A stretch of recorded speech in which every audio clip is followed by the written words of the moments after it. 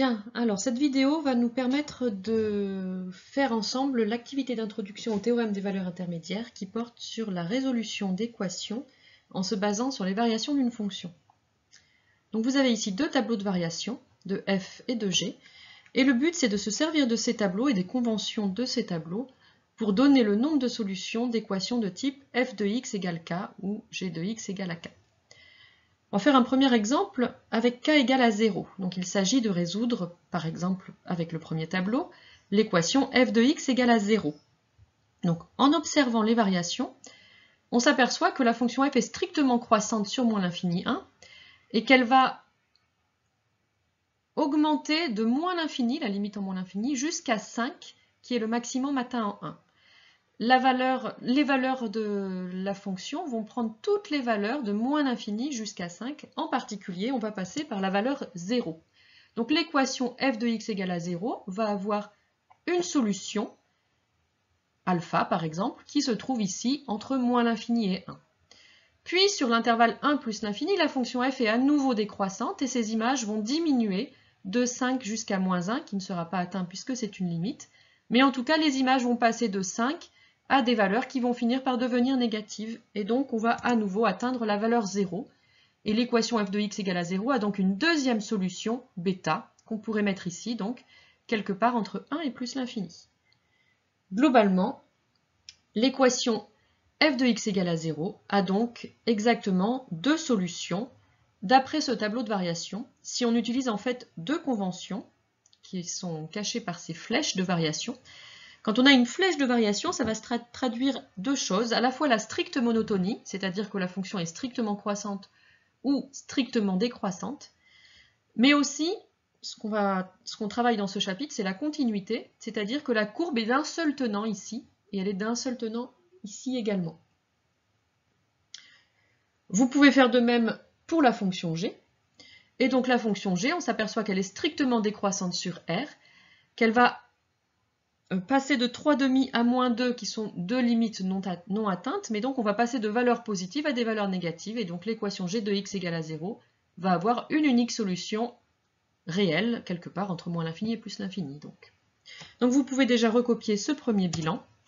L'équation f de x égale à 0 a deux solutions puisque la fonction f semble s'annuler deux fois, et g de x égale à 0 n'en a qu'une puisque la fonction g semble s'annuler une seule fois. Donc là j'ai mis semble, mais en réalité, on va voir et écrire dans le cours que ce sont des conventions. Lorsqu'on a une flèche croissante ou décroissante, ça va se traduire à la fois la continuité et la stricte monotonie. Donc elle va effectivement s'annuler une seule fois ici, une seule fois ici et une seule fois ici. Alors une fois qu'on a résolu, ou plutôt déterminé le nombre de solutions de l'équation f de x égale à 0, et on va recommencer pour déterminer le nombre de solutions de l'équation f de x égale à k, mais quelle que soit la valeur de k. Donc on se concentre d'abord sur le tableau qui donne la fonction f, et sur cette valeur 5 qui désigne le maximum. Donc 5 étant le maximum, c'est la plus grande des images atteintes par la fonction f, et d'après ce tableau de variation, elle n'est atteinte qu'une seule fois. Donc par exemple, l'équation f de x égale à 5 n'a qu'une seule solution, qui est 1. Donc lorsque k vaut 5, l'équation f de x égale à k, qui s'écrit f de x égale à 5, n'aura qu'une seule solution.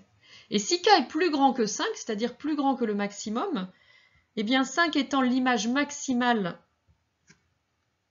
de la fonction f, si k est plus grand que 5, f de x égale à k n'aura pas de solution, puisque des nombres plus grands que 5 n'auront pas d'antécédent.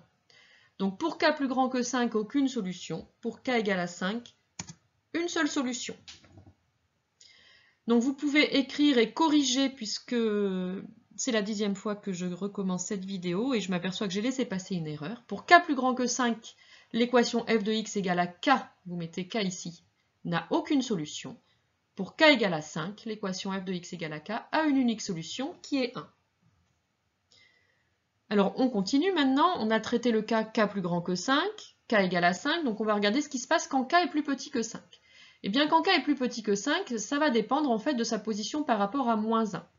En effet, si k est compris entre 5 et moins 1, alors strictement, eh bien, f de x égale à k va avoir au moins une solution déjà ici, puisque pour passer de 5 à moins 1, on va traverser cette valeur k qui est comprise entre 5 et moins 1. Donc j'aurai une solution ici, mais également une solution quelque part ici, puisque si k est compris entre moins 1 et 5, il est aussi entre moins l'infini et 5.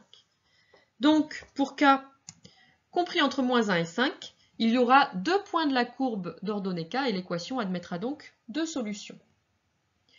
Donc on a traité le cas k plus grand que 5, k égale à 5, k compris entre moins 1 et 5. Il nous reste à traiter le cas où k vaut moins 1, ou bien k plus petit que moins 1. Et en fait c'est la même chose, parce que si k vaut moins 1, de toute façon ici moins 1 ce n'est pas une image, c'est une limite. Donc si k vaut moins 1, ou si k est plus petit que moins 1, ici, f de x ne va jamais être égal à k, puisqu'il va toujours être strictement plus grand que moins 1. Par contre, pour k égale à moins 1 ou plus petit que moins 1, sur cette partie-là, puisque toutes les images peuvent être atteintes, quelle que soit la valeur de k aussi grande négativement soit-elle, eh bien, f de x égale à k va avoir une seule solution. Donc pour k inférieur ou égal à moins 1, il n'y a qu'une solution pour cette équation. Donc bilan, on a vu plusieurs cas, on peut avoir soit aucune solution, une seule solution ou deux solutions. On peut en faire la synthèse. L'équation f de x égale à k n'a aucune solution lorsque k est strictement plus grand que 5, le maximum, n'a qu'une seule solution lorsque k vaut 5, le maximum, ou bien lorsque k est compris entre moins l'infini et moins 1, et a exactement deux solutions pour toute valeur de k comprise entre moins 1 et 5. On fait de même avec la fonction g, observez ce tableau de variation, mettez en pause, et chercher selon les valeurs de k le nombre de solutions de l'équation E2, g de x égale à k.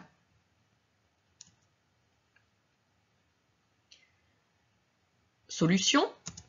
Pour k compris entre moins l'infini et moins 2, c'est-à-dire plus petit que cette limite, ou entre 3/2 et plus l'infini, c'est-à-dire plus grand que cette limite, eh bien on voit bien que g de x égale à k n'aura aucune solution, puisqu'on va être au-delà des valeurs qui peuvent être atteintes par g. Alors 3/2 et moins 2 ne sont pas atteintes, ce sont des limites, donc là non plus il n'y a pas de solution pour ces valeurs.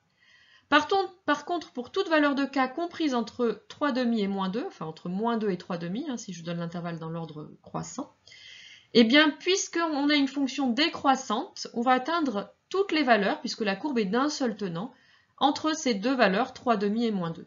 Et comme la fonction est strictement monotone, on ne va passer qu'une seule fois par ces valeurs.